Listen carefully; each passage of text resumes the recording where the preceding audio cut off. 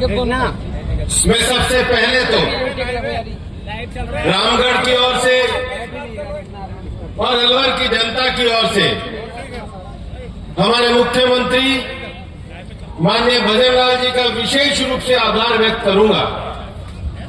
और यह आभार मैं इसलिए व्यक्त करूंगा, मुख्यमंत्री बनने के बाद उन्होंने सबसे पहले ईआरसीपी के काम को हाथ में लिया, लेकिन वो जमीन से निकले हुए पार्टी के कार्यकर्ता हैं जो राजस्थान की एक एक जगह और एक एक इंच भूमि पर जिन्होंने पार्टी के लिए अपना पसीना बहाया।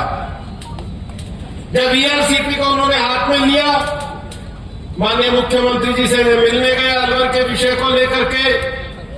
मैंने माननीय मुख्यमंत्री जी से निवेदन किया कि हमारे अलवर के कुछ क्षेत्र इसकी ओरिजिनल डीपीआर में नहीं है। मैं आप सबकी ओर से उनका अभिनंदन करूंगा कि उन्होंने रामगढ़ को ईआरसीपी में शामिल किया है।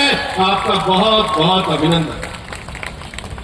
जब रामगढ़ को ईआरसीपी में जोड़ा, मैंने फिर माननीय मुख्यमंत्री जी से आग्रह किया कि हमारा जो संसदीय क्षेत्र है, हमारे संसदीय क्षेत्र में दो बड़ी पानी की धाराएं हैं जो प्राण का काम करती है। एक हमारे बहरोड की तरफ साबी जाती है और दूसरी तरफ रामगढ़ की तरफ रूपा रेल आती है।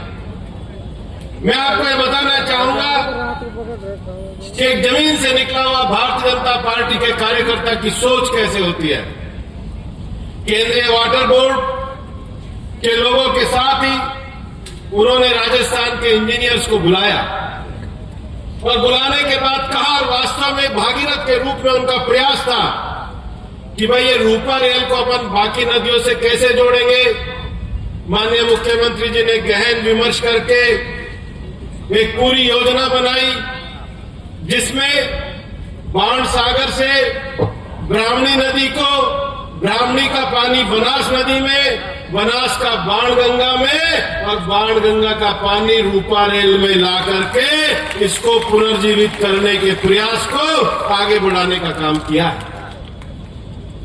मुख्यमंत्री जी, मैंने जब चुनाव लड़ा था, पानी के विषय पे चुनाव लड़ा था, कांग्रेस के लोगों की बात है, पूछते हैं ये पानी पे चुनाव लड़ा है। मैंने कहा हमने लड़ा है क्योंकि हम तो वही है जो कहते थे रामलला हम आएंगे, मंदिर वहीं बनाएंगे। आप तो तारीख पूछा करते थे, हमने मंदिर बना करके दिखा दिया है। कांग्रेस देखती रह जाएगी, ईआरसीपी भजन लाल जी सफल करके रहेंगे। के बाद लगातार मध्य प्रदेश के मुख्यमंत्री जी से, हरियाणा के मुख्यमंत्री जी से उनको लगातार चर्चा करते हुए देखा है। और ये एक आश्चर्य की बात है, मुख्यमंत्री जी आप ही स्पष्ट करिए कि कांग्रेस का इस यमुना लिंक नहर पे जो कांग्रेस का घोषणा पत्र था, वो आप जानिए कांग्रेस किस तरीके से हमको धोखा देने का काम करती है। लेकिन आपके विजन में हमने दोनों विषय, रामगढ़ को ईआरसीपी से जोड़ने का विषय और रूपा रेल के पुनर्जीवन के विषय में एक बड़ी योजना की सफलता को हासिल किया। ट्रीटमेंट प्लांट 20 MND का था। संजय जी यहाँ पर बैठे हैं, टेंडर निकला था, टेंडर का पैसा खा करके चले गए। हमने फिर मुख्यमंत्री जी से कहा, उन्होंने जिला अधिकारी को निर्देश दिया और आज वो अपग्रेडेशन का कार्य जो 7 साल से पेंडिंग पड़ा था उसको पूरा करने का काम हमने किया। जब लोकसभा का चुनाव हम लड़ने आए थे, बगड़तिराहा गांव में भाई जया आहूजा जी भी मेरे साथ थे। मैंने कहा भाई मैं बगड़तिराहा में ना तो साफा पहनूंगा ना माला पहनूंगा, मैं सबसे पहले यहाँ के कचरे निस्तारण के लिए काम करूंगा। और उसको आज हमने कार्य को शुरू भी कर दिया है और 500 पेड़ भी लगा दिए हैं। कि जब हम चुनाव लड़ने आए थे तो लोगों ने कहा था कि यहाँ पर गोविंदगढ़ और रामगढ़ को मेन ट्रेन से जोड़ा जाए। गोविंदगढ़ को तो हमने शुरू कर दिया था, लेकिन 7 साल पुरानी जो रामगढ़ की स्टॉपेज की मांग थी उसको भी पूरा करने के काम में हम आपके आशीर्वाद से सफल हुए।